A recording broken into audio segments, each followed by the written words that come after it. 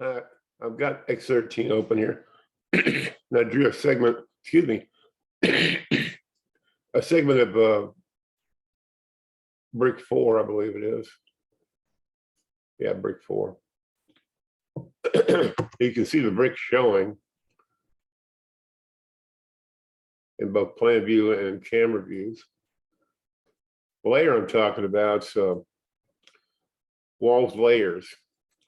You turn that off, and in plan view, layers don't display. Still there.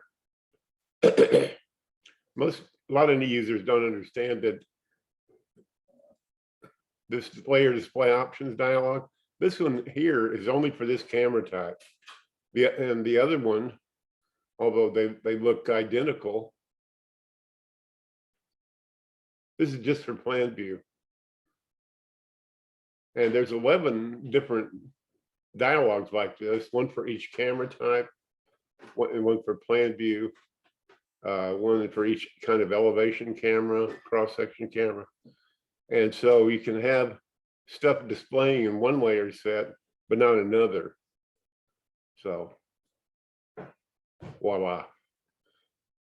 Hope this helps you, and have a great day. Bye.